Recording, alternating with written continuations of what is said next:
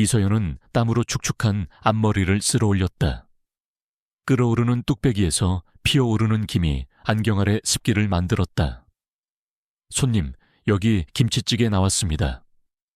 그녀는 환하게 웃으며 능숙하게 뚝배기를 테이블에 내려놓았다. 왁자지껄한 식당 안은 점심시간을 맞아 손님들로 가득했다. 매콤한 김치찌개 냄새와 고소한 갈비찜 냄새가 뒤섞여 식욕을 자극했다. 서연은 능숙하게 테이블 사이를 오가며 주문을 받고 음식을 날랐다. 그녀의 나이 26. 강남의 번화가 한복판에 자리한 고급 한정식집 향연에서 2년째 일하고 있었다. 번듯한 오피스룩 대신 단정한 유니폼을 입고 머리를 질끈 묶은 채 바쁘게 뛰어다니는 그녀의 모습은 영락없는 평범한 식당 종업원이었다. 하지만 그녀의 외모는 평범함과는 거리가 멀었다. 흰 피부, 오목조목한 이목구비, 그리고 언제나 미소를 띠고 있는 눈매는 그녀가 어디에 있든 시선을 끌게 만들었다. 그러나 서연은 늘 자신을 드러내지 않으려 애썼다. 튀지 않고 조용히, 그리고 평범하게 살고 싶었다. 그게 그녀가 가진 단 하나의 목표였다. 그녀의 진짜 이름은 이서연, 대한민국 굴지의 대기업 제일건설의 이진우 회장의 외동딸이었다. 남부럽지 않은 부와 명예, 무엇이든 가질 수 있는 배경을 가졌다. 하지만 서연은 그 모든 것을 뒤로 한 채 이곳에서 일하고 있었다. 2년 전 그녀는 모든 것을 버리고 독립을 선언했다. 부모님의 반대는 극심했지만 그녀의 고집을 꺾을 수는 없었다. 그녀는 평범한 삶을 택했다. 그리고 그 이면에는 아무에게도 말할 수 없는 비밀과 아픔이 숨겨져 있었다. 바로 그녀의 어머니, 이지혜 여사의 죽음이었다. 어머니는 5년 전 불의의 교통사고로 세상을 떠났다. 당시 언론은 단순한 사고사로 보도했지만 서연은 믿지 않았다. 어머니는 평소 아버지의 사업과 관련된 수상한 움직임을 주시하고 있었고, 죽기 며칠 전에는 서연에게 만약 내게 무슨 일이 생기면 너는 절대 아버지를 믿지 마라. 그리고 모든 것을 의심해야 한다는 알 수 없는 말을 남겼다. 그날 이후 서연의 삶은 송두리째 흔들렸다. 아버지에 대한 불신과 어머니의 죽음에 대한 의문은 그녀를 짓눌렀다. 그녀는 진실을 찾고 싶었지만 아버지의 그림자 아래에서는 아무것도 할 수 없다고 생각했다. 그래서 그녀는 도망쳤다. 평범한 삶 속에 자신을 숨겼다. 서연 씨, 저쪽 테이블 좀 봐줘요. 주방장이 다급하게 외쳤다. 서연은 생각을 멈추고 다시 바쁘게 움직였다. 손님들로 꽉 찬 테이블 사이를 지나가던 중 그녀의 시선은 한 테이블에 멈췄다. 3명의 남자들이 앉아 있었는데 그중 한 명의 얼굴이 너무나도 익숙했다. 김도현. 중학교 동창이었다. 서연은 순간 얼어붙었다. 김도현은 중학교 시절 서연을 가장 많이 괴롭혔던 아이였다. 당시 서연은 명문 사립학교에 다녔지만 아버지의 신신당부로 자신의 진짜 배경을 숨기고 평범한 학생인 척 지냈다. 그러나 김도현은 어떻게 알았는지 서연이 가진 고급 학용품이나 옷차림을 보고 늘 위선자, 가식적인 부잣집 딸이라며 비아냥거렸다. 그는 서연을 흙수저라고 조롱하며 자신의 집안 배경을 과시하는 데 여념이 없었다. 김도현은 자수성가한 부모 덕분에 갑자기 부자가 된 친구들과 어울리며 돈과 권력을 맹목적으로 추종하는 전형적인 졸부의 아들이었다. 그는 늘 서연의 단정하고 조용한 태도를 위선이라고 비난했고 서연은 그저 조용히 모든 것을 감내했다. 그때의 기억은 서연에게 깊은 상처로 남아있었다. 김도현은 여전히 그때 그 모습 그대로였다. 뻔뻔하고 건방진 표정. 서연은 들키지 않으려 고개를 숙이고 지나쳤다. 하지만 이미 늦었다. 이서연? 야, 이서연. 김도현의 목소리가 식당 안에 울려 퍼졌다. 주변 손님들의 시선이 일제히 서연에게로 향했다. 서연은 등골이 서늘해지는 것을 느꼈다. 망설이다가 어쩔 수 없이 몸을 돌렸다. 김도현, 서연의 목소리가 굳어졌다. 김도현은 거만한 표정으로 서연을 위아래로 훑어보았다.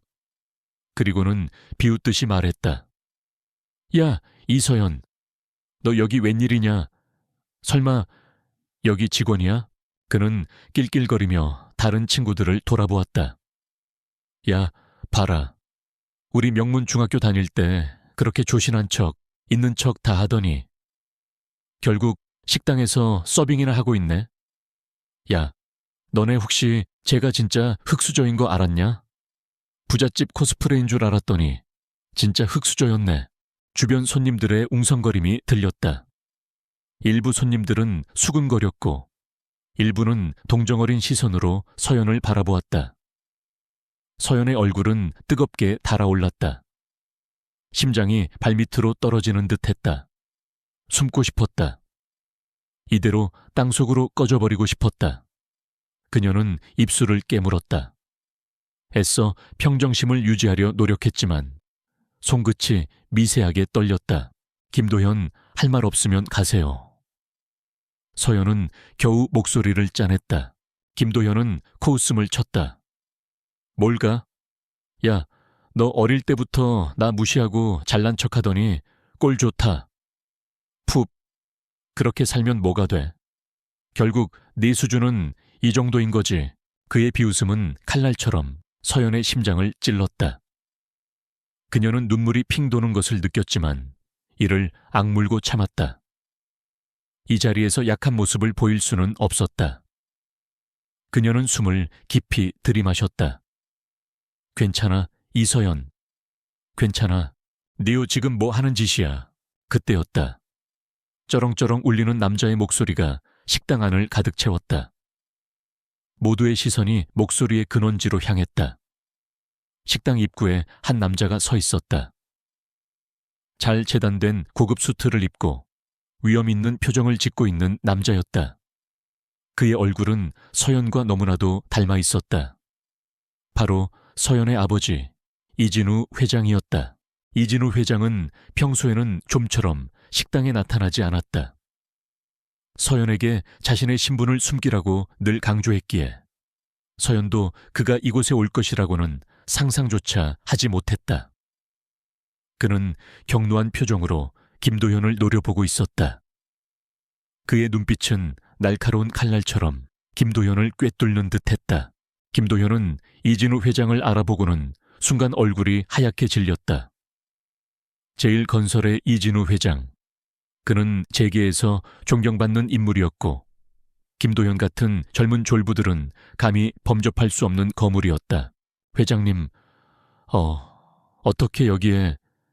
김도현은 말을 더듬었다. 그의 건방진 태도는 온데간데 없었다. 이진우 회장은 차가운 목소리로 김도현에게 다가갔다. 네가 감히 내 딸에게 무슨 짓을 하는 거냐? 딸이라니요.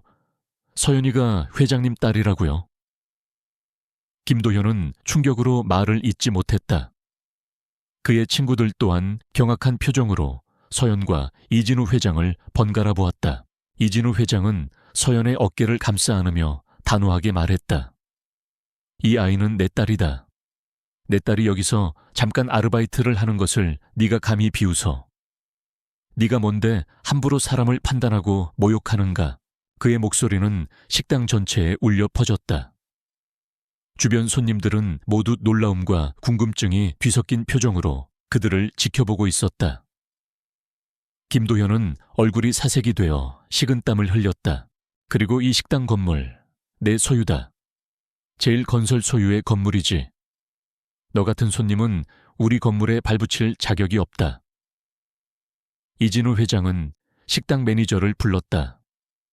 김 매니저, 이 손님들 당장 내보내세요. 그리고 김도현 씨는 앞으로 우리 건물에 절대 출입 금지입니다. 오늘부로 해고입니다. 네, 해고라니요? 김도현은 당황하여 소리쳤다. 저는 이 식당 직원이 아닌데요.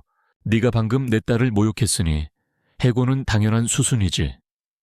네가 어디서 무슨 일을 하든 제일 건설과 관련된 모든 곳에서는 네 발붙일 곳이 없을 것이다. 이진우 회장의 목소리에는 단호함이 묻어 있었다. 그것은 단순한 분노가 아니었다. 절대적인 권력에서 나오는 위압감이었다. 김도현은 아무 말도 하지 못했다. 그의 얼굴은 절망으로 일그러졌다. 그의 친구들은 재빨리 그의 팔을 붙잡고 식당 밖으로 끌고 나갔다. 김도현은 마지막까지 서연을 노려보았지만 그 눈빛에는 더 이상 비웃음이 아닌 공포와 분노가 뒤섞여 있었다. 식당 안은 순식간에 정적에 휩싸였다. 모든 시선이 서연과 이진우 회장에게로 향했다. 서연은 아버지의 갑작스러운 등장과 그의 행동에 당황스러움을 금치 못했다. 그녀는 늘 아버지의 도움 없이 스스로 살아가려 했고 그의 그림자에서 벗어나고 싶었다. 그런데 아버지는 그녀의 의지와는 상관없이 그녀의 삶에 거대한 폭풍을 몰고 온 것이다. 아버지, 갑자기 왜 여기에 오셨어요?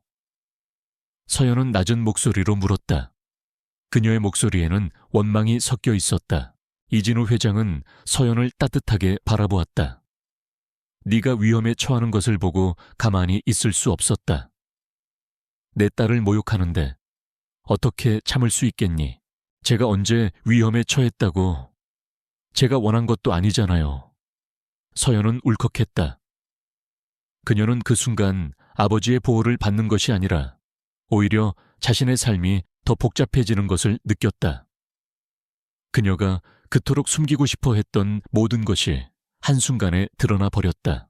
이진우 회장은 서연의 마음을 읽었는지 그녀의 손을 잡았다.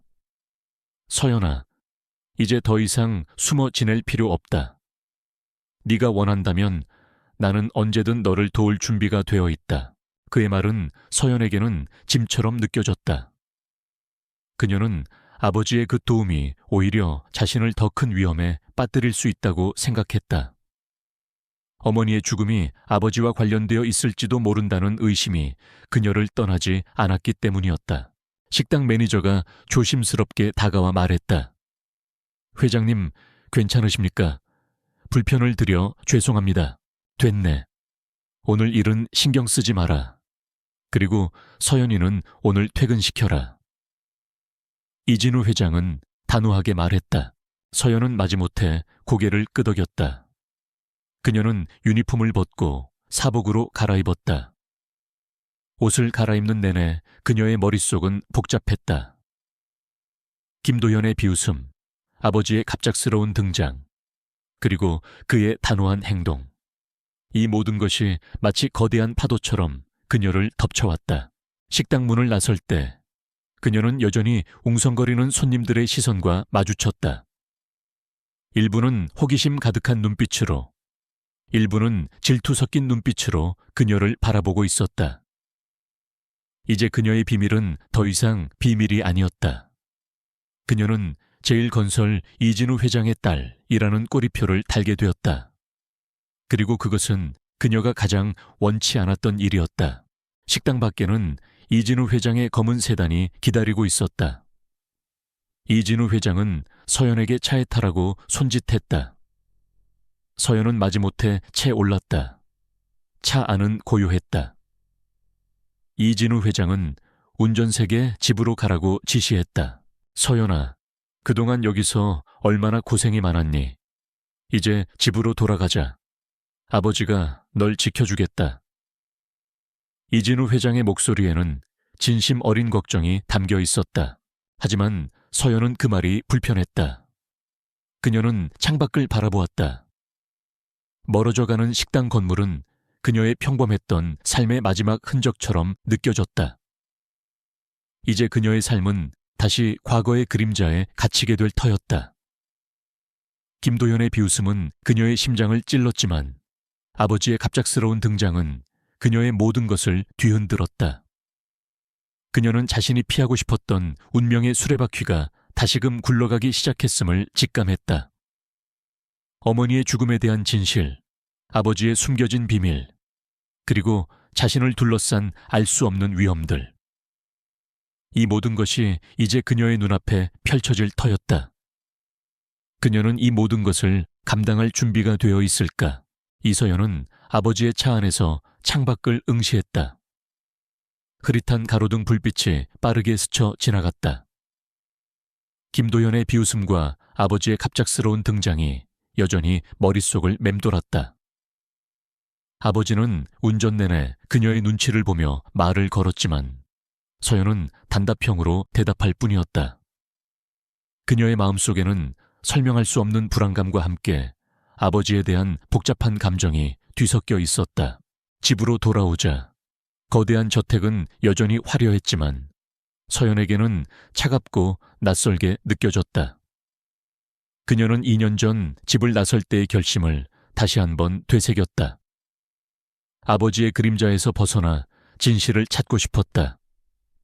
그런데 아버지는 그녀의 의지와는 상관없이 그녀의 삶에 다시 개입했다. 그날 밤 서연은 자신의 방 침대에 누워 천장을 바라보았다. 그녀의 머릿속에는 어머니의 마지막 말이 맴돌았다. 만약 내게 무슨 일이 생기면 너는 절대 아버지를 믿지 마라. 그리고 모든 것을 의심해야 한다. 어머니는 왜 그런 말을 남겼을까? 그녀의 죽음은 정말 단순한 사고였을까? 아니, 서연은 믿지 않았다. 어머니의 죽음 뒤에는 분명 무언가 숨겨진 진실이 있을 것이라고 확신했다. 다음 날 아침 서연은 평소처럼 일찍 일어났다. 아버지는 이미 출근하고 없었다. 그녀는 식당에 나가지 않았다. 매니저에게 몸이 아프다고 거짓말을 했다. 이제 그녀는 더 이상 평범한 식당 종업원으로 살 수 없었다. 그녀의 신분은 만천에 드러났고 김도현의 비웃음은 그녀의 자존심에 깊은 상처를 남겼다. 하지만 동시에 그녀의 마음속에는 새로운 결심이 싹트고 있었다. 이제 더 이상 숨어 지내지 않을 것이다. 어머니의 죽음에 대한 진실을 밝힐 것이다. 그녀는 제일 먼저 김도현에 대한 정보를 찾아보기 시작했다. 그의 집안 배경, 그가 현재 다니는 회사, 그리고 그의 주변 인물들까지. 인터넷과 사회관계망 서비스를 뒤져 김도현의 행적을 추적했다. 김도현의 부모님은 최근 부동산 개발 사업으로 큰 성공을 거두어 졸지에 부자가 된 인물들이었다. 그들은 정원건설이라는 중소건설 회사를 운영하고 있었는데 최근 제일건설과 관련된 한 대형 개발 프로젝트 입찰에서 탈락하며 제일건설과 악연을 맺고 있었다. 서연은 김도현의 계정을 통해 그의 최근 게시물들을 살펴보았다. 그 안에는 그녀를 비웃는 듯한 조롱 섞인 글들이 가득했다. 어떤 흑수저는 평생 개같이 일해도 부잣집 딸 코스프레나 하고 앉아있지. 그러나 서연의 눈길을 사로잡은 것은 다른 게시물이었다. 김도현이 한 중년 남성과 함께 찍은 사진이었다. 남자는 권위적인 인상이었고 김도현은 그 남자 옆에서 아부를 떨고 있었다. 김도현의 게시물에는 박진환 회장님, 늘 감사합니다 라는 문구가 적혀 있었다. 박진환. 이 이름이 서연의 머릿속에 번개처럼 스쳐 지나갔다. 박진환은 미래건설의 회장이었다. 제일건설의 오랜 경쟁사이자 과거 어머니가 생전에 가장 경계했던 인물이었다. 어머니는 박진환 회장의 미래건설이 불법적인 비자금을 조성하고 환경 규제를 무시한 채 무리한 개발 사업을 추진하고 있다고 의심했었다. 어머니의 교통사고 직전 그녀는 미래건설과 관련된 중요한 증거를 찾았다고 말했었다. 서연의 심장이 빠르게 뛰었다. 김도현이 박진환 회장과 연관되어 있다는 사실은 우연이 아닐 것이라고 직감했다. 그때 서연의 휴대폰에 알 수 없는 번호로 문자가 왔다. 이서연 씨, 조심하세요. 당신의 어머니 죽음은 사고가 아닙니다. 미래건설과 관련된 비밀을 파헤치지 마세요. 당신도 위험해질 수 있습니다. 서연은 문자를 읽는 순간 온몸에 소름이 돋았다. 누군가 그녀를 주시하고 있었다. 그리고 어머니의 죽음에 대한 진실을 알고 있었다. 문자는 서연에게 경고하는 동시에 그녀의 의심이 사실임을 확신시켜 주었다. 어머니의 죽음은 사고가 아니었다. 미래 건설이 관련되어 있었다. 그녀는 당장 아버지에게 달려가 이 모든 사실을 묻고 싶었다. 하지만 어머니의 마지막 말이 그녀의 발목을 잡았다. 절대 아버지를 믿지 마라. 모든 것을 의심해야 한다. 아버지는 왜 이 모든 진실을 숨겼을까? 그는 미래 건설과 어떤 관련이 있을까? 서연은 아버지 또한 이 거대한 음모의 일부일지도 모른다는 생각에 사로잡혔다. 그녀는 혼자서 진실을 파헤치기로 결심했다. 가장 먼저 어머니의 사고 기록을 다시 확인해야 했다. 그리고 어머니가 남겼을지도 모를 단서들을 찾아야 했다. 서연은 아버지 몰래 어머니의 유품이 보관되어 있는 서재로 향했다. 서재는 여전히 어머니의 손길이 닿았던 그때 그 모습 그대로였다. 책장에는 어머니가 즐겨 읽던 책들이 가지런히 꽂혀 있었고, 책상 위에는 어머니가 생전에 쓰던 만년필이 놓여 있었다. 서연은 어머니의 서랍을 열었다. 낡은 일기장과 몇 권의 노트가 들어 있었다. 일기장에는 어머니의 일상이 상세하게 기록되어 있었다. 평범한 주부이자 한 가정의 어머니로서의 삶. 하지만 일기장의 뒷부분으로 갈수록 기록의 내용은 점차 변해갔다. 미래 건설에 대한 의심, 박진환 회장의 수상한 움직임, 그리고 아버지의 사업과 관련된 알 수 없는 갈등들. 어머니는 일기장에 자신의 불안감을 솔직하게 털어놓았다. 오늘 진환 씨가 내게 경고했다. 내가 너무 깊이 파고들고 있다고. 그는 분명 무언가를 숨기고 있다. 진우 씨도 내게 경고했지만 나는 멈출 수 없다. 내 양심이 허락하지 않는다. 이 모든 것이 세상에 드러나야 한다. 서연은 숨을 들이켰다. 진환 씨는 박진환 회장을 의미하는 것이 분명했다. 어머니는 박진환 회장과 직접적인 접촉을 하고 있었고 그에게 경고까지 들었다는 사실에 서연은 충격을 받았다. 그리고 아버지 또한 어머니에게 경고했다는 사실은 그녀의 의심을 더욱 증폭시켰다. 노트 안에는 미래 건설과 관련된 복잡한 도표와 인물 관계도가 그려져 있었다. 그리고 몇몇 이름들이 빨간 펜으로 표시되어 있었다.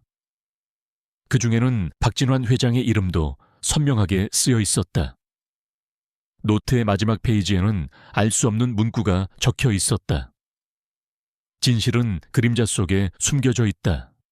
그리고 열쇠는 가장 가까운 곳에 있다. 가장 가까운 곳. 서연은 고개를 갸웃거렸다. 이 열쇠는 무엇을 의미할까? 그때 휴대폰이 진동했다. 발신자는 김도연이었다. 서연은 망설이다가 전화를 받았다. 야, 이서연. 너 아주 대단한 딸이더라. 제일건설 이진우 회장 딸이라고. 그래서 나한테 복수하려고 서빙 알바까지 했냐? 김도연의 목소리에는 분노와 함께 억울함이 섞여 있었다. 무슨 소리야? 너 때문에 내가 얼마나 피해를 받는지 알아? 서연은 차갑게 응수했다. 피해? 야, 너 때문에 내가 직장에서 잘리게 생겼어. 박진환 회장님한테 찍혔다고. 이제 어떡할 거야? 너 나 책임져야 할 거 아니야? 김도현은 길길이 날뛰었다. 서연은 김도연의 말에서 중요한 단서를 얻었다. 박진환 회장에게 찍혔다는 말. 김도현은 박진환 회장에게 의존하고 있었던 것이 분명했다. 그리고 그의 분노는 미래 건설과 관련된 또 다른 비밀을 숨기고 있을지도 모른다는 직감이 들었다. 네가 왜 박진환 회장에게 찍혔는데? 너 미래 건설이랑 무슨 관련 있어?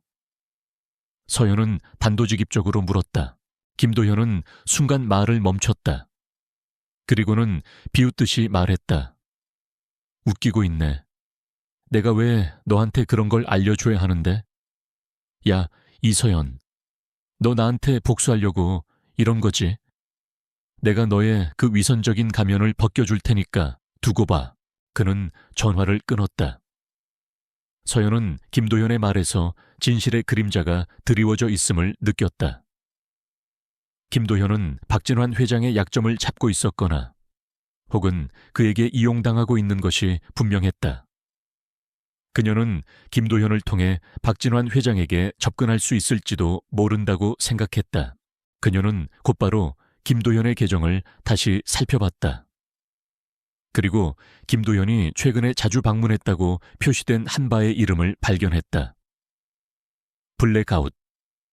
그는 그곳에서 박진환 회장을 만났던 것이 분명했다. 그날 저녁 서연은 낡은 바 블랙아웃으로 향했다. 어두컴컴한 골목길에 숨어있는 그곳은 간판도 없이 쓸쓸하게 자리하고 있었다.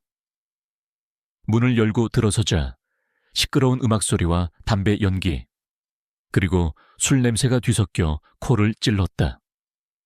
바 안은 사람들로 북적였다. 대부분 젊은 남자들이었고 어두운 분위기 속에서 그들은 음침한 대화를 나누고 있었다. 서연은 구석자리에 앉아 김도현을 찾았다.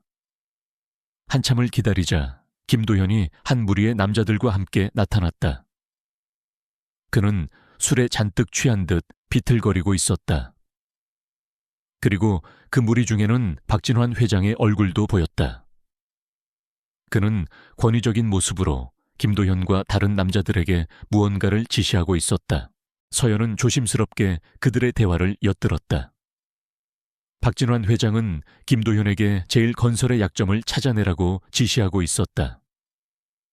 특히 이진우 회장의 과거 비리와 관련된 정보를 캐내라고 다그쳤다. 네 아버지가 과거에 저지른 죄가 얼마나 큰지 네가 알면 아마 기절할 거다. 이서연, 그 죄가 드러나는 순간 너의 모든 것이 무너질 테니 각오해라. 박진환 회장이 김도현에게 비열하게 속삭였다. 태주는 심장이 얼어붙는 듯했다. 아버지의 과거 비리, 어머니의 죽음과 관련이 있을까? 아무리 찾아봐도 이진우 회장 약점은 없던데요, 회장님. 그 양반은 너무 깨끗합니다. 김도현이 술에 취해 불평했다. 쳇, 쓸모없는 녀석. 그래서 너를 해고시킨 제일건설에 복수하고 싶지 않나? 박진환 회장은 김도현의 약점을 교묘하게 이용하고 있었다. 내가 너에게 좋은 기회를 줄 테니 잘 생각해봐라. 박진환 회장은 김도현에게 어떤 서류 봉투를 건넸다. 김도현은 봉투를 받아들고 얼굴에 탐욕스러운 미소를 지었다. 서연은 더 이상 그들의 대화를 엿들을 수 없었다. 그녀는 조용히 발을 빠져나왔다. 그녀의 머릿속은 복잡했다.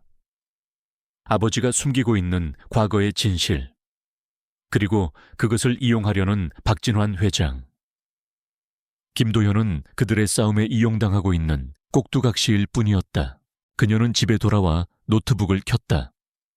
어머니의 일기장과 노트를 다시 펼쳐보았다. 진실은 그림자 속에 숨겨져 있다. 그리고 열쇠는 가장 가까운 곳에 있다. 이 문구가 계속해서 그녀의 뇌리를 맴돌았다. 가장 가까운 곳. 그것은 무엇을 의미할까? 물리적인 거리? 아니면 심리적인 거리? 서연은 생각했다. 가장 가까운 곳. 바로 그녀의 아버지였다. 그녀는 아버지가 진실을 알고 있을 것이라고 확신했다. 그리고 그 진실은 그녀가 상상하는 것보다 훨씬 더 충격적이고 위험할지도 모른다는 예감이 들었다. 그녀는 더 이상 아버지에게서 도망칠 수 없었다. 이제는 그와 직접 마주해야 할 때였다. 그날 밤 서연은 잠을 이룰 수 없었다. 내일 아버지와 대화해야 한다. 그리고 어머니의 죽음에 대한 모든 진실을 파헤쳐야 한다.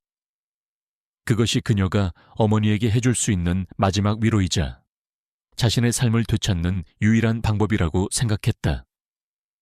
그녀는 거울에 비친 자신의 얼굴을 바라보았다. 더 이상 예전의 나약한 이서연이 아니었다. 그녀의 눈빛은 흔들림 없는 강한 의지를 담고 있었다. 그녀는 스스로에게 다짐했다. 이 모든 것을 끝낼 때까지 멈추지 않을 것이라고. 이서연은 새벽녘까지 잠 못 이루고 뒤척였다. 그녀의 머릿속에는 어머니의 일기장 내용과 김도연의 말, 그리고 알 수 없는 문자가 뒤섞여 폭풍처럼 휘몰아쳤다. 가장 가까운 곳에 열쇠가 있다. 그 열쇠가 바로 아버지 이진우 회장이라는 확신이 들었다. 내일 아침 아버지와 마주 앉아 모든 진실을 밝혀야 했다. 그것만이 이 악몽 같은 상황을 끝낼 수 있는 유일한 길이었다. 아침이 밝자 서연은 굳게 마음을 먹고 식탁에 앉았다. 아버지는 이미 신문을 읽으며 아침 식사를 하고 있었다. 평소와 다름없는 평온한 아침 풍경이었지만 서연의 심장은 불안감으로 격렬하게 뛰고 있었다. 아버지. 서연은 어렵게 입을 열었다. 어머니의 죽음에 대해 할 말이 있습니다. 이진우 회장은 신문을 내려놓고 서연을 바라보았다. 그의 표정은 순간 굳어졌지만 이내 온화한 미소를 지었다. 갑자기 웬 어머니 이야기니? 벌써 5년이나 지난 일인데 사고가 아니죠. 서연은 똑바로 아버지를 응시했다. 어머니는 박진환 회장에게 경고를 받았습니다. 그리고 아버지도 어머니에게 무언가를 숨기셨죠. 어머니의 죽음은 미래 건설과 관련된 음모 때문이었습니까? 이진우 회장의 얼굴에서 미소가 사라졌다. 그의 눈빛은 흔들렸고 그는 서둘러 커피잔을 들었다. 서연아, 그게 무슨 말도 안 되는 소리니? 내 어머니는 단순한 교통사고로 돌아가셨다. 괜한 헛소문에 휘둘리지 마라. 희옷소문이 아닙니다. 서연은 자리에서 일어나 어머니의 일기장과 노트를 식탁 위에 올려놓았다. 어머니의 일기장입니다. 그리고 노트에는 미래 건설과 관련된 증거들이 담겨 있습니다. 어머니는 죽기 직전까지 박진환 회장의 비리를 파헤치고 있었습니다. 그리고 저에게 아버지를 믿지 말고 모든 것을 의심하라고 말씀하셨습니다. 이진우 회장은 일기장과 노트를 보고 얼굴이 창백해졌다. 그의 손이 미세하게 떨렸다. 이걸 네가 어떻게 어머니의 유품에서 찾았습니다. 아버지는 왜 이 모든 것을 숨기셨습니까? 왜 저에게 거짓말을 하셨습니까? 서연의 목소리는 분노로 떨렸다. 이진우 회장은 한참 동안 침묵했다. 그의 눈빛은 복잡한 감정으로 가득했다. 슬픔, 후회, 그리고 체념. 마침내 그는 깊은 한숨을 쉬며 입을 열었다. 미안하다, 서연아. 아버지가 너를 속였다. 그는 서연에게 모든 진실을 털어놓았다. 그의 이야기는 서연이 상상했던 것보다 훨씬 더 충격적이고 비극적이었다. 네 어머니는 정말 대단한 사람이었다. 그녀는 정의롭고 불의를 참지 못하는 성격이었지. 미래건설의 박진환은 오랫동안 제1건설의 라이벌이었다. 그는 수단과 방법을 가리지 않고 우리의 사업을 방해했고 심지어 불법적인 방법을 동원하여 이득을 취했다. 내 어머니는 우연히 박진환의 비리를 알게 되었다. 거대한 비자금 조성과 환경 규제 위반, 심지어 정치권 로비까지. 어머니는 이 모든 것을 세상에 폭로하려 했다. 나는 말렸다. 박진환은 매우 위험한 인물이었으니까. 하지만 내 어머니는 포기하지 않았다. 이진우 회장의 목소리는 떨렸다. 그의 눈에는 눈물이 고였다. 어머니는 혼자서 증거를 수집했고 내게도 비밀로 했다. 그녀는 내가 위험에 빠질까봐 걱정했던 거야. 그리고 사고가 나던 날, 어머니는 박진환의 비리를 폭로할 결정적인 증거를 확보했다고 내게 전화했다.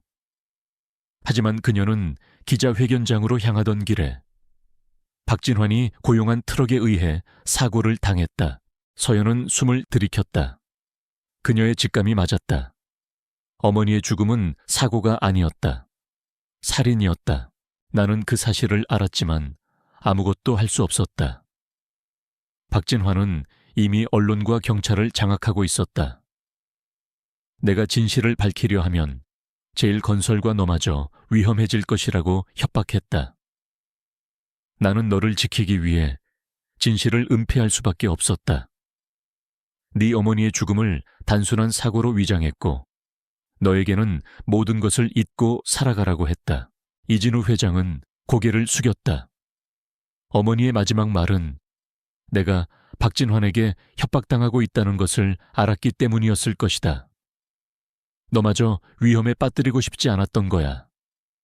미안하다, 서연아. 아버지가 너를 너무나도 사랑했기 때문에 바보 같은 선택을 했다. 서연은 충격과 함께 아버지에 대한 미안함이 밀려왔다. 아버지는 그녀를 지키기 위해 홀로 고통을 감내했던 것이다. 그녀는 아버지에게 다가가 그의 손을 잡았다. 아버지, 죄송합니다. 제가 아버지를 오해했습니다. 아니다. 내가 너에게 솔직하지 못했다. 이제라도 모든 것을 말할 수 있어서 다행이다. 이진우 회장은 서연의 손을 잡고 눈물을 흘렸다. 이제 내가 너를 지켜주겠다.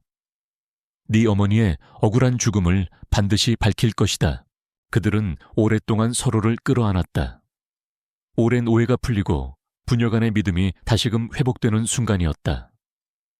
하지만 동시에 그들에게는 거대한 숙제가 남아있었다. 박진환에게 복수하고 어머니의 억울한 죽음을 밝히는 것. 아버지, 김도연이 박진환 회장과 연관되어 있습니다. 그는 박진환 회장에게 제일건설의 약점을 찾아오라는 지시를 받았습니다. 서연은 블랙아웃에서 들었던 이야기를 아버지에게 털어놓았다. 이진우 회장의 얼굴이 굳어졌다. 김도현? 그 아이가 박진환과 손을 잡았다고. 내가 그를 해고시킨 것이 잘한 일이었군. 그는 생각에 잠겼다. 박진환은 치밀하고 교활한 인물이다. 우리가 이 증거를 가지고도 쉽게 그를 무너뜨릴 수는 없을 것이다. 그는 분명히 증거를 인멸하고 우리를 제거하려 들 것이다. 하지만 저희에게는 어머니가 남긴 자료가 있습니다. 그리고 저도 혼자가 아닙니다. 서연은 민서 기자에게 연락해야겠다고 생각했다. 그리고 재혁에게도 연락해야 했다. 가장 가까운 곳에 열쇠가 있다는 어머니의 말이 더 이상 물리적인 거리가 아닌 심리적인 거리, 즉 가족을 의미한다는 것을 깨달았다. 이진우 회장은 고개를 끄덕였다. 좋다. 이제 더 이상 숨지 않을 것이다. 네 어머니의 억울한 죽음을 반드시 밝히고 박진환에게 정의의 심판을 내릴 것이다. 그의 눈빛은 과거의 나약했던 모습이 아닌 강렬한 투지를 담고 있었다. 그날 오후 서연은 강민서 기자에게 연락을 했다. 민서는 서연의 전화를 받고 깜짝 놀랐다. 서연은 그녀에게 그동안 있었던 모든 일을 털어놓았다. 어머니의 죽음에 대한 진실, 아버지와의 오해, 그리고 박진환 회장의 악행까지. 민서는 서연의 이야기를 듣고 경악했다. 서연 씨, 그게 정말입니까?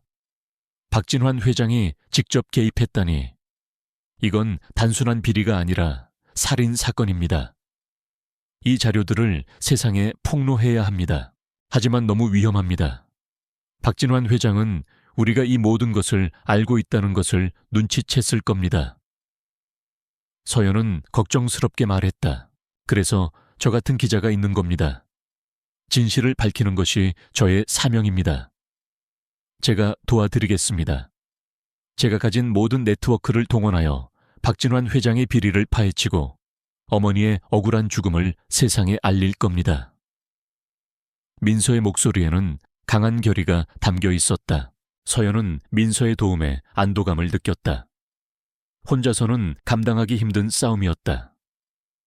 그녀는 민서에게 어머니가 남긴 일기장과 노트 사본, 그리고 블랙아웃배서 김도연과 박진환 회장의 대화를 엿들은 내용을 상세하게 전달했다.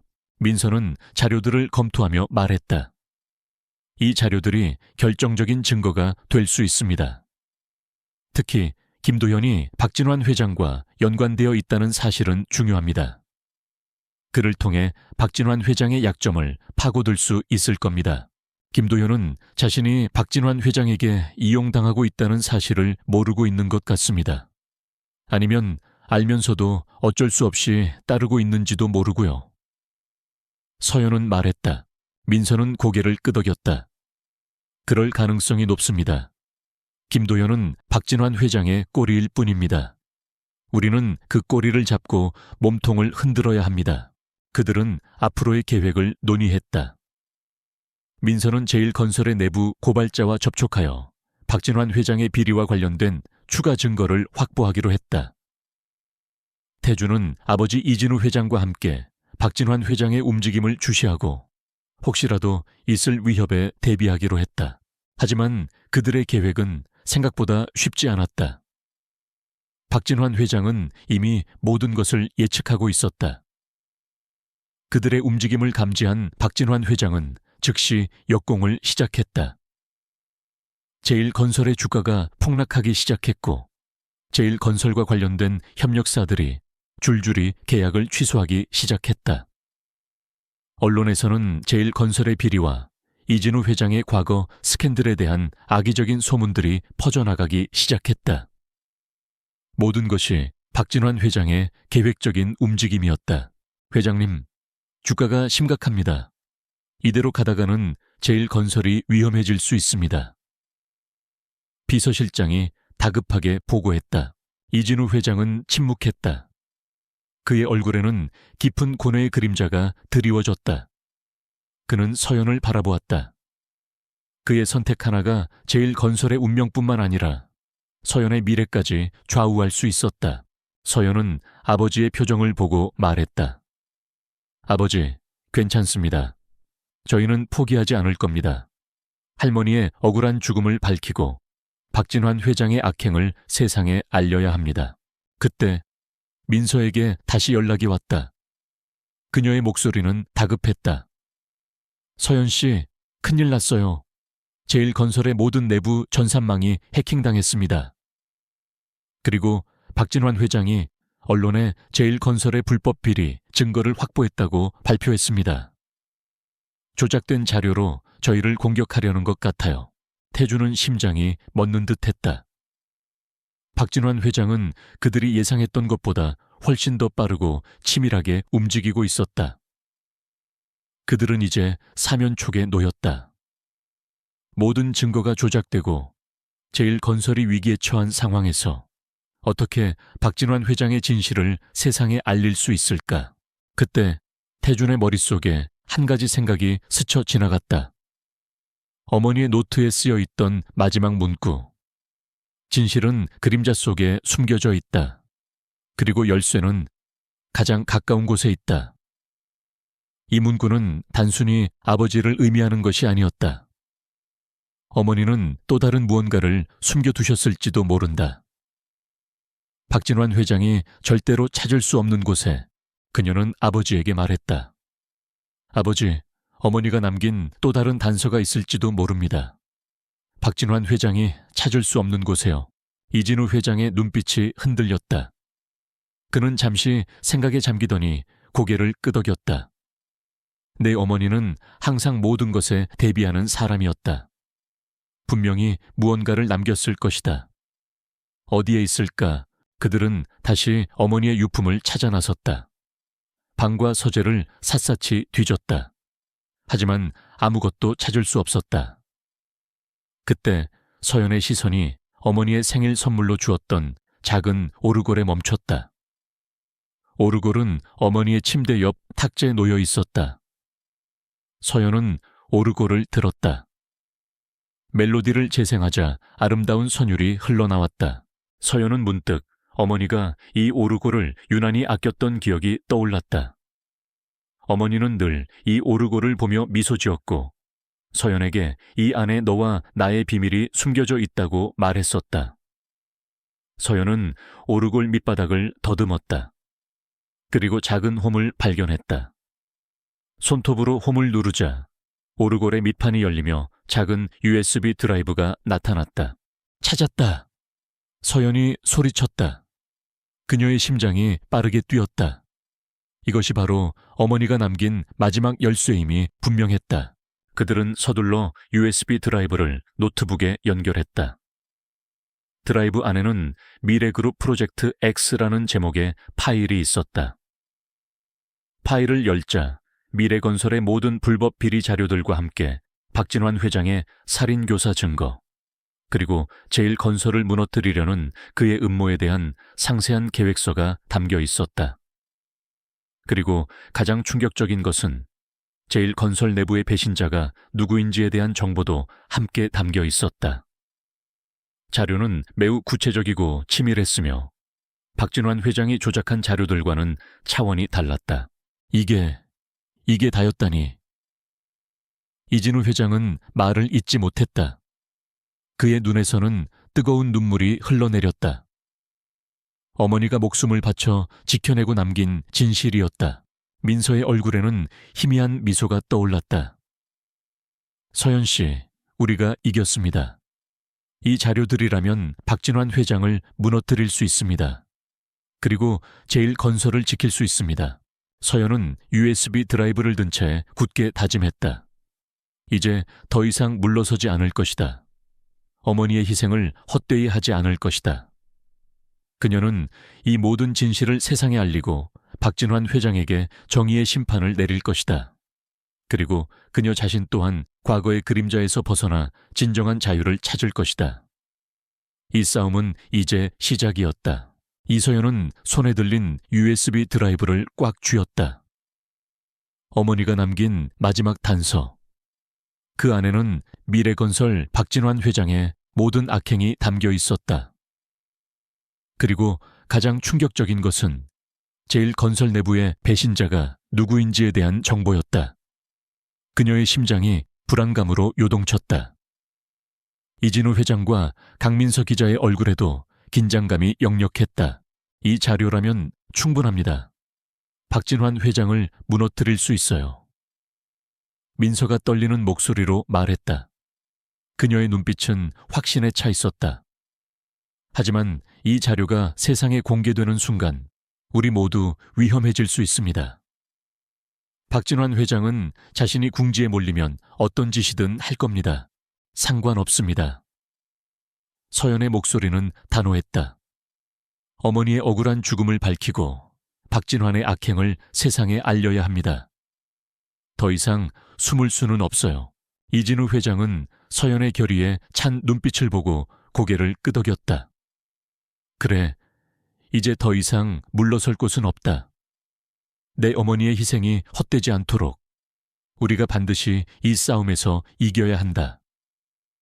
그의 눈빛은 과거에 나약했던 모습이 아닌 강렬한 투지를 담고 있었다. 그들은 즉시 제일건설의 변호사팀과 접촉하여 USB 드라이브에 담긴 자료들을 분석하기 시작했다. 자료는 방대하고 치밀했다. 박진환 회장이 수십 년에 걸쳐 저지른 불법적인 비자금 조성, 정치권 로비, 환경 규제 위반, 그리고 가장 충격적인 것은 어머니의 죽음과 관련된 살인교사 증거였다. 특히 박진환 회장이 제일건설 내부의 핵심 정보를 빼돌리기 위해 제일건설의 임원 중 한 명을 포섭했다는 내용이 담겨 있었다. 그 배신자의 이름은 김용범 상무였다. 김용범 상무는 이진우 회장의 최측근이자 제일건설 창립부터 함께한 인물이었다. 서연은 충격에 휩싸였다. 가장 믿었던 사람이 배신자였다니, 김용범 상무가 배신자였다니, 말도 안 돼. 이진우 회장은 충격으로 말을 잇지 못했다. 그의 얼굴은 배신감과 분노로 일그러졌다. 그는 김용범 상무를 친동생처럼 믿고 의지해왔기 때문이었다. 어머니는 이 모든 것을 알고 계셨군요. 서연은 나지막이 중얼거렸다. 어머니가 자신에게 아버지를 믿지 말라고 말했던 것은 이진우 회장이 아닌 그의 측근 중 배신자가 있을 수 있다는 경고였을지도 모른다는 생각이 들었다. 민서는 자료들을 정리하며 말했다. 이 자료들을 토대로 박진환 회장을 살인교사와 제일건설경영권 탈취 시도 혐의로 고소할 수 있습니다. 하지만 문제는 김용범 상무가 현재 이진우 회장님 옆에 있다는 겁니다. 그가 이 자료들이 있다는 것을 눈치채면 분명히 자료를 인멸하거나 우리를 제거하려 할 겁니다. 그럼 어떻게 해야 합니까? 태준이 물었다. 우선 김용범 상무가 눈치채지 못하게 조용히 움직여야 합니다. 그리고 이 자료들을 언론에 공개하고 경찰에 넘겨야 합니다. 가장 안전하고 빠르게 진실을 알릴 수 있는 방법입니다. 민서가 단호하게 말했다. 그들은 치밀한 계획을 세웠다. 제일건설의 정기 주주총회 날, 민서가 직접 언론을 대동하고 주주총회장으로 가서 박진환 회장의 비리와 김용범 상무의 배신을 폭로하기로 했다. 이진우 회장은 주주총회에서 김용범 상무의 배신을 공개적으로 밝히고 이사회에서 그의 해임을 의결하기로 했다. 태준은 민서와 함께 움직이며 혹시라도 있을 위협에 대비하기로 했다. 계획 실행 전날 밤, 서연은 잠을 이룰 수 없었다.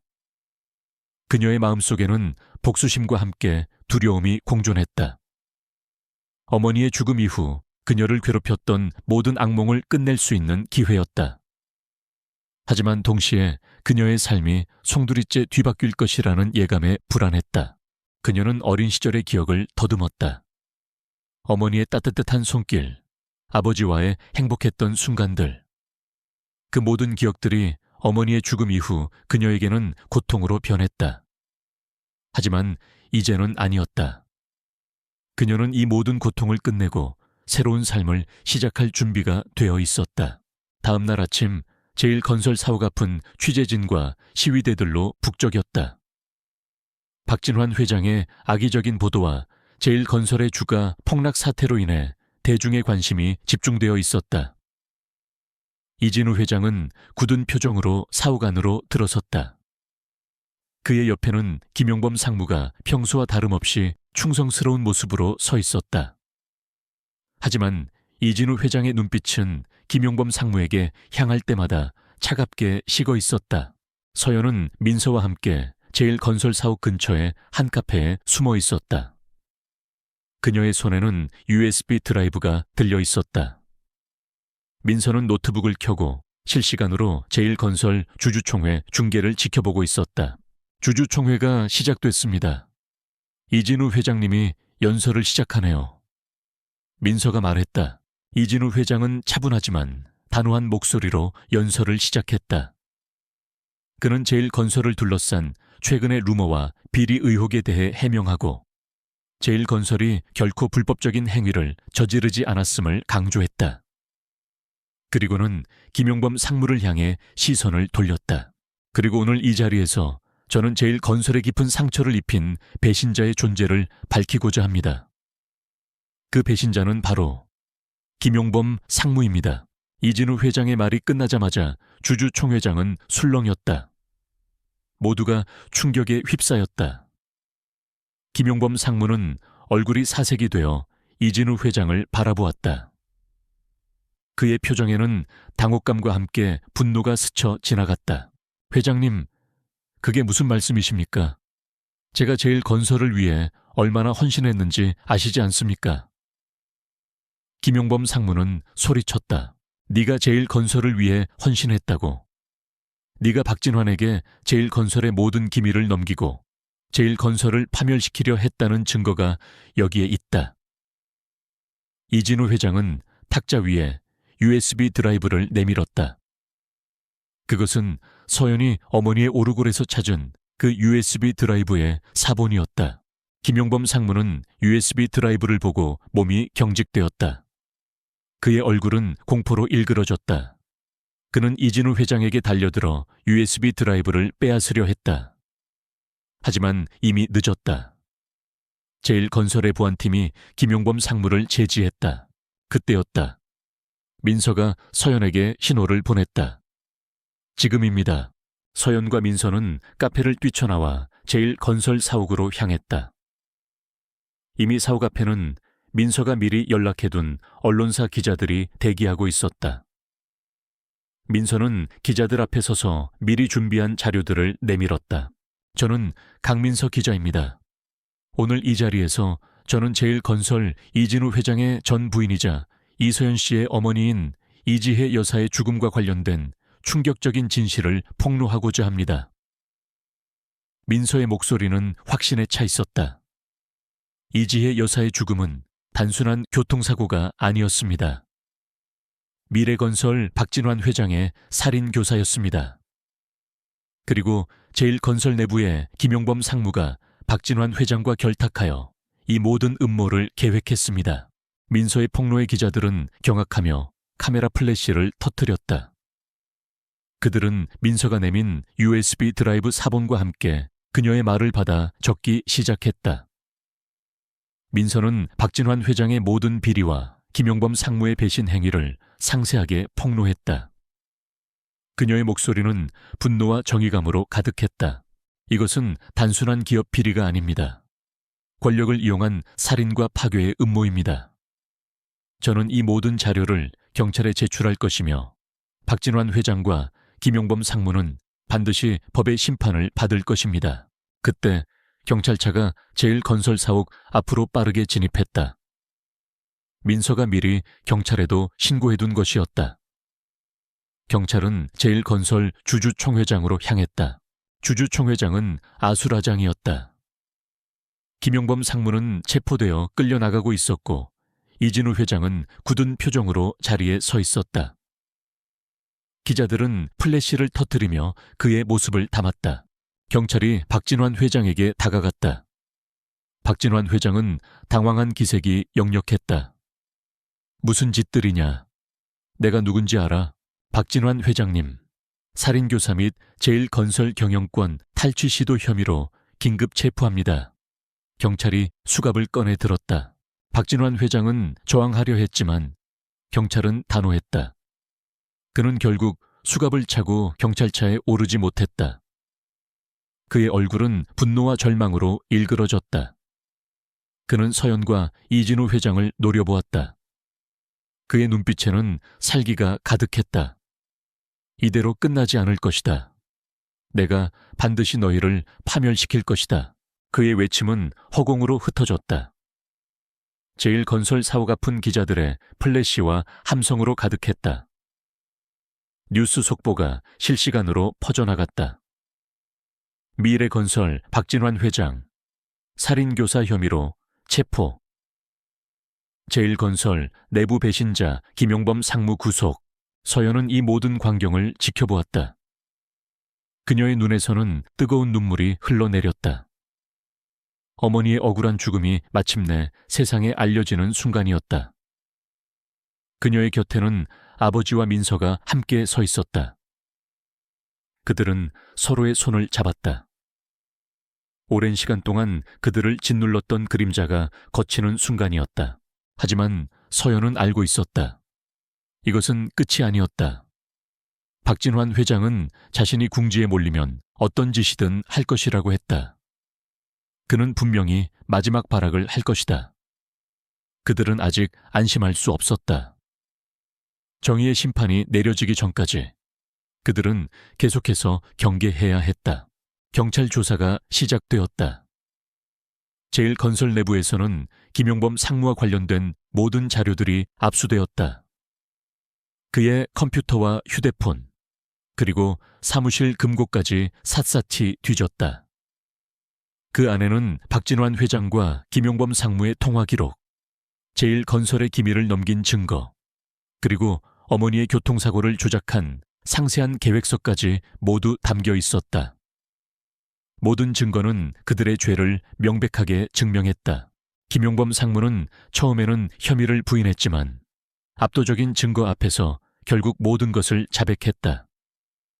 그는 박진환 회장의 회유와 협박에 넘어갔다고 진술했다. 제일건설의 핵심 기술을 미래건설에 넘기고 이진우 회장을 몰아내려는 박진환 회장의 음모에 가담했다는 것을 시인했다. 그리고 어머니의 교통사고를 조작하는 데 가담했다는 사실도 인정했다. 그의 자백은 박진환 회장을 더욱 궁지로 몰아넣었다. 박진환 회장은 끝까지 혐의를 부인하며 변호사들을 동원하여 법망을 빠져나가려 했다. 하지만 민서가 언론에 공개한 자료들과 김용범 상무의 자백은 너무나 명백했다. 여론 또한 박진환 회장에게 등을 돌렸다. 그는 더 이상 재계의 거물이 아니었다. 비열한 살인자이자 부패한 기업가로 낙인 찍혔다. 재판이 시작되었다. 서연과 이진우 회장은 증인으로 출석하여 모든 진실을 증언했다. 재혁은 법정 방청석에 앉아 그들을 지켜보았다. 민서는 취재기자로서 재판 과정을 실시간으로 보도했다. 재판은 치열했지만 결국 정의가 승리했다. 박진환 회장은 살인교사 및 경영권 탈취 혐의로 무기징역을 선고받았다. 김용범 상무 또한 중형을 선고받았다. 법정은 환호성으로 가득했다. 서연은 아버지의 손을 잡고 눈물을 흘렸다. 어머니의 억울한 죽음을 마침내 밝혀낸 순간이었다. 그녀의 마음속에는 오랜 시간 짓눌렀던 무거운 짐이 사라지는 듯했다.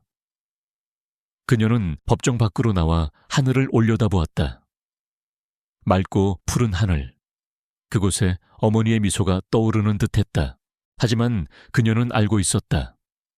이 승리는 끝이 아니라 새로운 시작이라는 것을.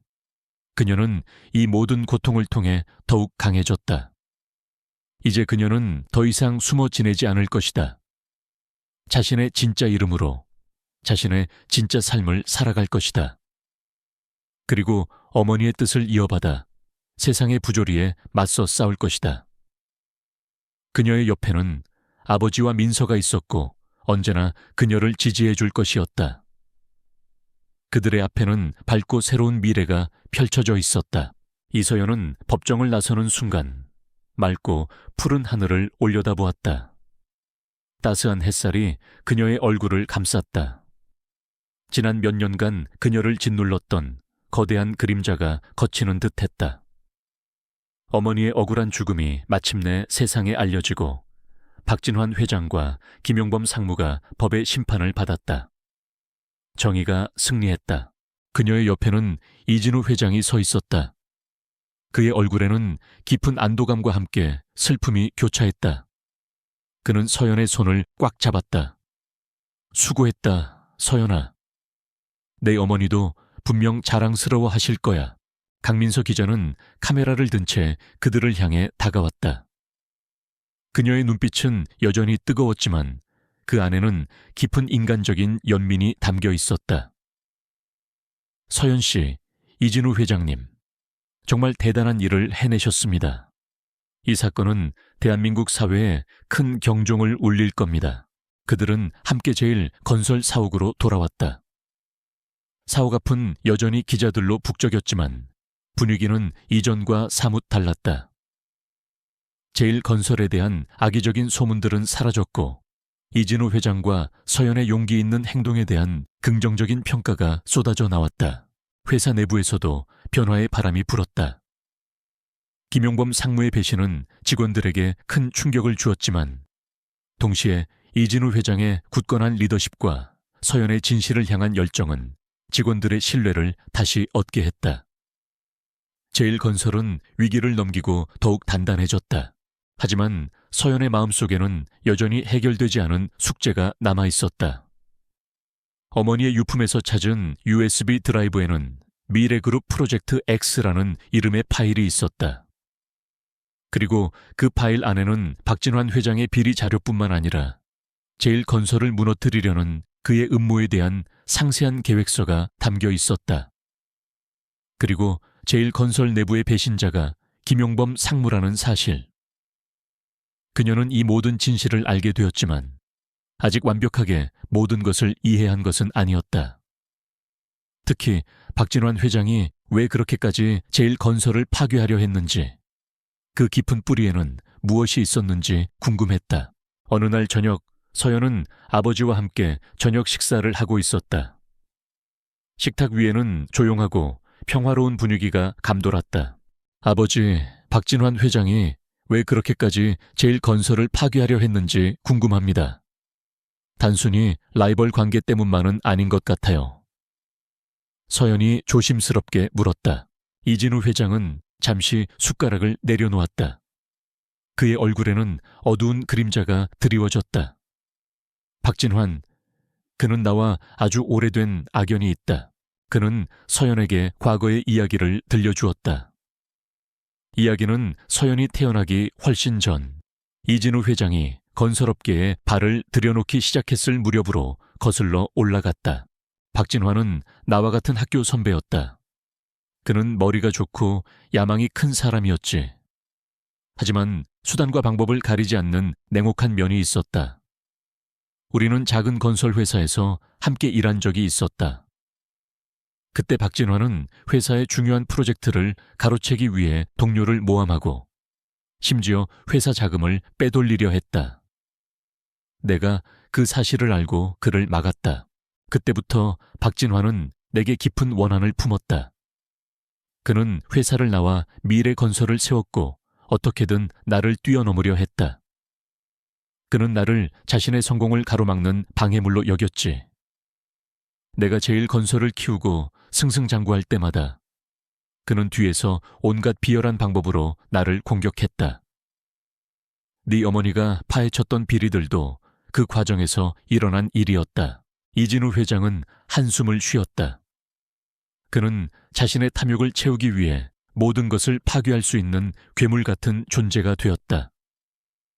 내 어머니는 그의 악행을 막으려다 희생되었고 나는 너를 지키기 위해 그의 협박에 굴복할 수밖에 없었다. 미안하다, 서연아. 아버지가 그때 더 강했어야 했는데. 아니에요, 아버지. 이제 모든 것이 괜찮아요. 서연은 아버지의 손을 잡았다. 이제 그녀는 아버지의 고통과 희생을 이해할 수 있었다. 그녀의 마음속에 남아있던 작은 의심마저 사라졌다. 그들은 서로를 바라보며 조용히 미소 지었다. 오랜 시간의 오해와 고통이 마침내 치유되는 순간이었다. 재판이 끝난 후 서연은 자신의 삶을 되돌아보았다. 그녀는 더 이상 숨어 지내지 않을 것이다. 자신의 진짜 이름으로 자신의 진짜 삶을 살아갈 것이다. 그녀는 제1건설의 경영에 참여하기로 결심했다. 하지만 아버지처럼 사업 확장에만 집중하는 것이 아니라 사회적 책임을 다하고 소외된 이들을 돕는 일에 집중하기로 했다. 그것이 어머니의 뜻을 이어받는 길이라고 생각했다. 그녀는 제일 먼저 제1건설 내부에 사회공헌팀을 신설했다. 그리고 박진환 회장의 프로젝트 X와 같이 부도덕한 방식으로 건설된 건물들을 철거하고 그 자리에 공원이나 도서관, 그리고 저소득층을 위한 주택을 짓는 프로젝트를 추진했다. 그녀는 자신의 경험을 바탕으로 기업이 단순히 이윤만을 추구하는 것이 아니라 사회적 가치를 창출해야 한다고 믿었다. 민서는 서연의 행보를 적극적으로 지지했다. 그녀는 서연의 사회 공헌 활동을 취재하여 세상에 알렸다. 제1건설 이서연 이사, 선한 영향력으로 사회에 기여라는 제목의 기사들이 연일 보도되었다. 서연은 더 이상 재벌 딸이라는 오해와 편견에 시달리지 않았다. 그녀는 자신의 이름으로, 자신의 능력으로 인정받기 시작했다.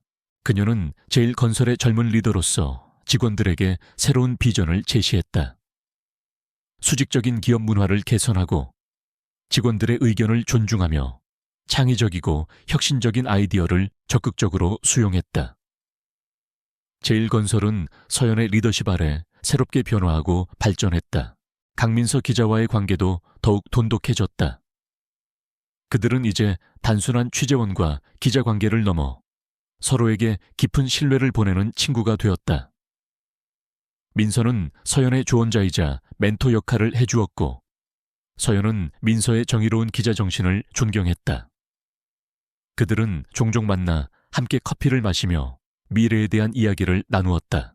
서연 씨, 요즘 정말 멋있어졌어요. 예전에는 그렇게 숨어 지내려 하더니. 민서가 웃으며 말했다. 기자님 덕분이죠. 기자님 덕분에 제가 용기를 낼 수 있었어요. 서연이 민서의 손을 잡았다. 그리고 저를 믿어준 아버지 덕분이고요. 서연은 김도현의 소식을 듣게 되었다. 박진환 회장의 몰락 이후 김도현은 자신이 이용당했다는 사실을 깨닫고 큰 충격에 빠졌다. 그의 부모님 또한 아들의 잘못된 행동과 박진환 회장과의 연루 사실이 드러나면서 사업이 휘청거렸다. 그는 모든 것을 잃었다. 한때는 서연을 비웃고 모욕했던 그였지만 이제는 아무것도 남지 않은 나락으로 떨어졌다. 서연은 그를 찾아갔다. 김도현은 초라한 모습으로 폐허가 된 자신의 부모님 회사 건물 앞에 앉아 있었다. 그의 얼굴에는 과거의 오만함은 온데간데 없고 깊은 절망감만이 남아 있었다. 김도현. 서연의 목소리에 김도현은 고개를 들었다. 그는 서연을 보고는 화들짝 놀라며 몸을 숨기려 했다. 네가 왜 여기 왔어? 날 비웃으러 왔냐? 내가 이렇게 망한 거 보고 고소해 하러 온 거지. 김도현은 비참한 목소리로 소리쳤다. 아니. 서연은 차분하게 말했다. 네가 박진환 회장에게 이용당했다는 것을 알고 있다. 너도 피해자다. 김도현은 믿을 수 없다는 듯 서연을 바라보았다. 피해자? 내가 뭘 안다고? 난 그냥 시키는 대로 했을 뿐인데. 내가 왜 이렇게 돼야 하는데? 네가 한 행동에 대한 책임은 네가 져야 한다. 하지만 너에게 기회는 있다. 서연은 김도현에게 자신의 명함을 내밀었다. 제일건설에서 사회공헌 프로젝트를 진행하고 있다. 너도 사회에 기여할 기회를 줄 수 있다. 물론 너의 죄를 뉘우치고 진심으로 속죄하려는 마음이 있다면 말이지. 김도현은 서연의 명함을 받아들었다. 그의 손은 떨렸다. 그는 서연의 제안이 자신에게 얼마나 큰 의미인지 알고 있었다. 그는 처음으로 진심 어린 후회의 눈물을 흘렸다. 이서연, 미안하다. 정말 미안하다. 서연은 김도현의 어깨를 토닥였다. 그녀의 마음속에는 복수심 대신 연민이 자리 잡았다. 그녀는 어머니의 가르침을 떠올렸다. 미움은 또 다른 미움을 낳을 뿐이다. 진정한 강함은 용서에서 나온다. 김도현은 서연의 제안을 받아들였다. 그는 제일건설의 사회 공헌팀에 합류하여 봉사활동을 시작했다. 처음에는 어색하고 힘들어했지만 점차 진심으로 봉사에 임하기 시작했다. 그는 자신의 잘못을 뉘우치고 새로운 삶을 시작하려 노력했다. 서연은 그의 변화를 지켜보며 흐뭇한 미소를 지었다. 시간이 흘러 제일건설은 이서연의 리더십 아래 더욱 견고하고 윤리적인 기업으로 성장했다. 그녀는 단순히 이윤을 추구하는 기업이 아니라 사회적 책임을 다하고 선한 영향력을 펼치는 기업으로 제일건설을 탈바꿈시켰다. 그녀의 활동은 재계에 큰 반향을 일으켰고 다른 기업들에게도 긍정적인 영향을 미쳤다. 어느 날 저녁 서연은 퇴근 후 집으로 돌아와 마당에서 야옹이와 함께 놀고 있었다. 야옹이는 그녀의 발치에서 애교를 부렸다. 그때 아버지 이진우 회장과 민서 기자가 함께 마당으로 나왔다.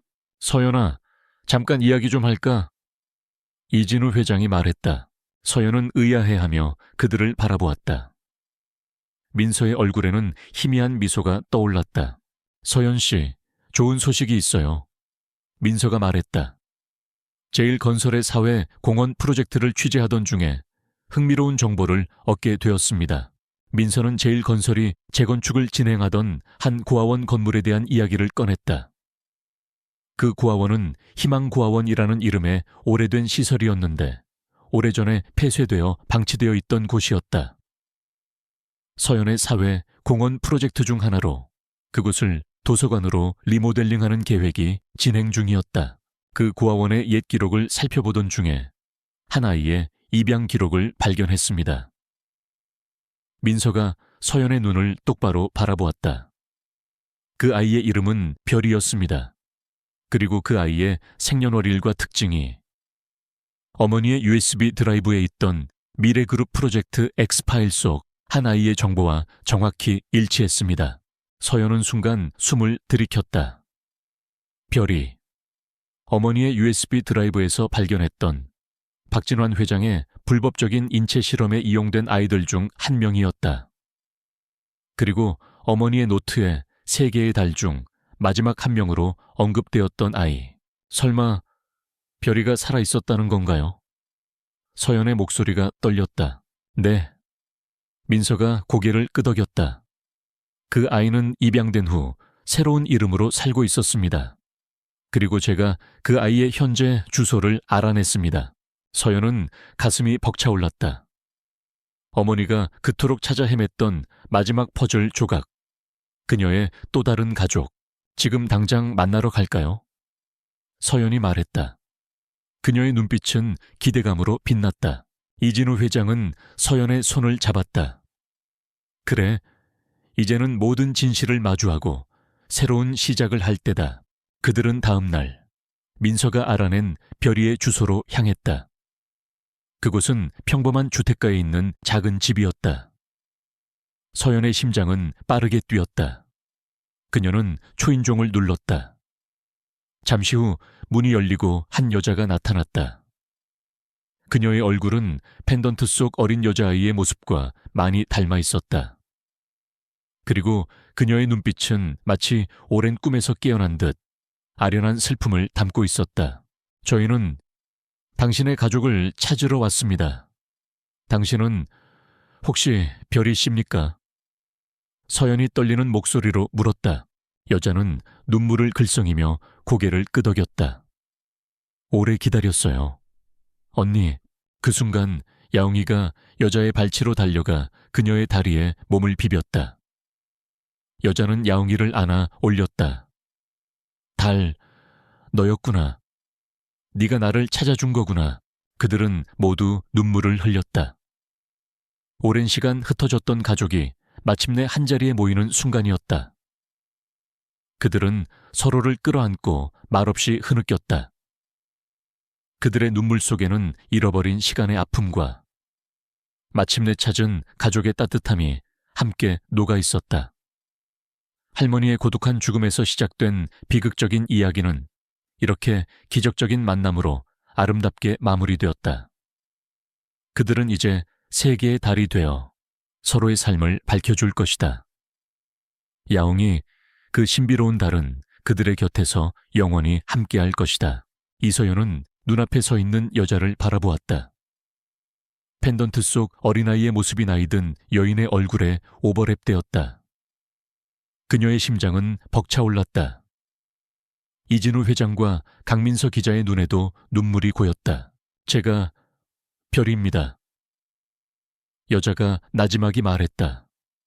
그녀의 목소리는 떨렸지만 그 안에는 오랜 기다림과 슬픔, 그리고 희미한 희망이 뒤섞여 있었다. 야옹이는 여자의 발치에 몸을 비비며 골골송을 불렀다. 야옹이의 노란 눈빛은 여자를 향해 따뜻하게 빛났다. 마치 찾았다고 말하는 듯 했다. 여자는 야옹이를 품에 안고 조용히 눈물을 흘렸다. 달, 너였구나. 네가 나를 찾아준 거구나. 서연은 여자에게 다가가 그녀를 끌어안았다. 언니, 오랫동안 기다렸어요. 정말 보고 싶었어요.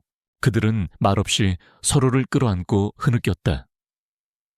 이진우 회장은 뒤에서 조용히 그들을 지켜보았다.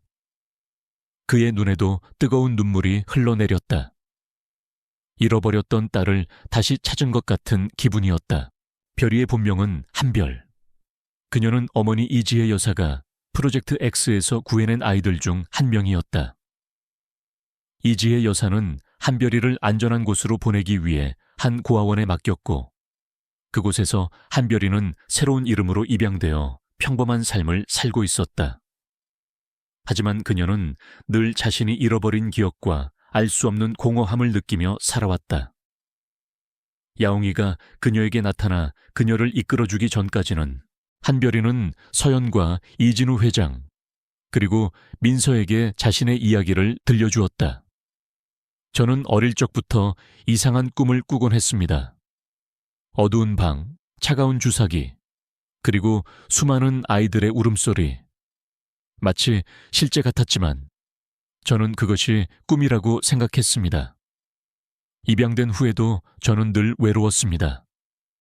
제가 누구인지, 어디에서 왔는지 알 수 없었으니까요. 그러다 몇 달 전 야옹이가 제게 나타났습니다. 야옹이는 제 꿈속에 나오던 그 고양이였습니다. 야옹이는 저를 어머니의 수도원으로 이끌었고 그곳에서 저는 모든 진실을 알게 되었습니다. 어머니가 남기신 자료와 함께요. 한별은 떨리는 손으로 목에 걸고 있던 펜던트를 내밀었다. 그것은 어머니의 오르골에서 발견된 것과 똑같은 펜던트였다. 한별이는 야옹이가 어머니의 분신이라는 것을 직감적으로 알고 있었다. 어머니는 저에게 3개의 달 중 마지막 한 명을 찾아달라고 하셨습니다. 그리고 이 펜던트가 그 증거가 될 것이라고 하셨죠. 서연이 한별의 펜던트를 만지며 말했다. 언니, 우리는 이제 3개의 달이 되었어요. 완전한 가족이 된 거예요. 그들은 서로를 바라보며 미소 지었다. 오랜 세월 흩어졌던 가족이 마침내 한자리에 모인 순간이었다. 그들의 눈물 속에는 잃어버린 시간의 아픔과 마침내 찾은 가족의 따뜻함이 함께 녹아 있었다. 한별은 서연의 집으로 이사했다. 그녀는 긴 시간 동안 외로움 속에서 살아왔던 터라 가족의 따뜻한 품이 너무나도 그리웠다. 서연과 이진우 회장은 한별을 따뜻하게 맞아주었다. 그들은 함께 식사를 하고 함께 이야기를 나누며 서로의 빈자리를 채워나갔다. 야옹이는 한별의 곁을 떠나지 않았다. 한별의 품에 안겨 잠들거나 그녀의 무릎 위에서 골골송을 불렀다. 강민서 기자는 한별의 이야기를 듣고 깊은 감동을 받았다. 그녀는 제1건설의 사회 공헌팀과 협력하여 프로젝트 X의 피해자들을 찾아 나섰다. 한별의 증언과 서연이 가진 자료들을 토대로 민서는 수십 년 전 박진환 회장이 저질렀던 반인륜적인 범죄의 희생자들을 찾아내기 시작했다. 뉴스 속보는 연일 프로젝트 X의 충격적인 진실을 보도했다. 박진환 회장의 인체 실험, 수많은 아이들의 희생, 그리고 살아남은 이들의 고통스러운 삶. 대중은 분노했고 정부는 프로젝트 X의 피해자들에게 대한 진상규명과 보상을 약속했다. 박진환 회장의 재판은 다시 한번 세간의 이목을 집중시켰다. 이번에는 살인 교사뿐만 아니라 반인륜적인 인체 실험 혐의까지 추가되었다. 한별은 증인으로 출석하여 자신이 겪었던 끔찍한 일들을 증언했다. 그녀의 증언은 법정을 숙연하게 만들었고 박진환 회장의 죄를 더욱 명백하게 증명했다. 재판 결과 박진환 회장은 무기징역을 선고받았다. 그의 악행은 영원히 역사에 기록될 것이었다. 김용범 상무 또한 자신의 죄를 인정하고 속죄의 삶을 시작했다. 김도현 또한 제1건설의 사회 공헌팀에서 꾸준히 봉사하며 자신의 잘못을 뉘우쳐 나갔다. 이 모든 일이 마무리된 후 서연은 자신의 삶을 되돌아보았다. 그녀는 더 이상 평범한 삶 속에 자신을 숨기지 않았다. 그녀는 제1건설의 이사로서 그리고 사회공헌팀의 리더로서 바쁜 나날을 보냈다. 그녀는 어머니의 뜻을 이어받아 기업의 사회적 책임을 다하고 소외된 이들을 돕는 일에 헌신했다. 어느 날 서연은 제1건설의 사회 공헌 프로젝트 중 하나로 한빛고아원을 방문했다. 그곳은 한때 희망고아원이라는 이름으로 박진환 회장의 인체 실험에 이용되었던 곳이었다. 서연은 그곳을 아이들을 위한 따뜻한 보금자리로 재건축하고 있었다. 고아원 마당에서 아이들이 해맑게 뛰어놀고 있었다. 서연은 아이들의 모습을 보며 미소 지었다. 그녀의 옆에는 민서 기자와 한별이가 함께 서 있었다. 언니, 이렇게 좋은 곳을 만들어 주셔서 정말 감사합니다. 한별이가 말했다. 그녀의 얼굴에는 행복한 미소가 가득했다. 그녀는 이제 더 이상 과거의 그림자에 갇혀 있지 않았다. 어머니의 꿈이었습니다. 그리고 우리의 꿈이기도 합니다. 서연이 말했다. 민서는 카메라를 들고 아이들의 모습을 담았다. 그녀는 서연의 활약상을 취재하며 정의로운 기업가라는 새로운 수식어를 달아주었다. 그녀는 진실을 밝히는 기자로서의 사명감과 함께 사회의 어두운 면을 밝히는 빛과 같은 존재가 되었다. 이진우 회장은 제일건설을 서연에게 맡기고 경영 일선에서 물러났다. 그는 서연의 성장을 자랑스러워하며 그녀를 전폭적으로 지지했다. 그는 이제 서연과 한별, 그리고 민서와 함께 평범하지만 행복한 일상을 보내고 있었다. 야옹이는 늘 그들의 곁을 지켰다. 어느 날 저녁, 서연은 자신의 방에서 어머니의 유품인 낡은 오르골을 들여다보고 있었다. 오르골은 여전히 아름다운 멜로디를 연주했다. 그녀는 오르골 밑바닥에 숨겨져 있던 작은 USB 드라이브를 꺼내 들었다. 그 안에는 어머니의 용기와 희생, 그리고 그녀가 남긴 위대한 유산이 담겨 있었다. 서연은 이제 더 이상 흙수저라고 비웃음당하던 나약한 소녀가 아니었다. 그녀는 자신의 힘으로 모든 역경을 극복하고 세상의 불의에 맞서 싸운 강인한 여인이 되었다. 그녀는 제일건설을 이끄는 젊은 리더로서, 그리고 사회에 긍정적인 영향을 미치는 인물로서 존경받았다. 그녀의 옆에는 든든한 가족들이 있었다. 아버지 이진우 회장, 친자매처럼 의지하는 한별, 그리고 언제나 그녀를 응원해주는 민서 기자, 그리고 언제나 그녀의 곁을 지켜주는 야옹이.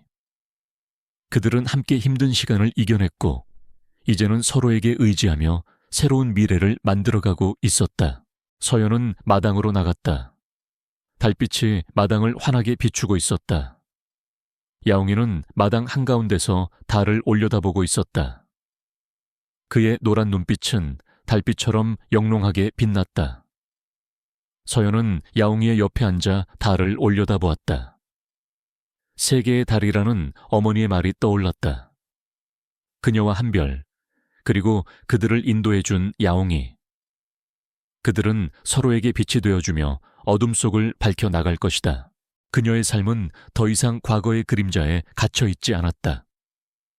그녀는 자신의 상처를 치유하고 새로운 삶을 시작했다.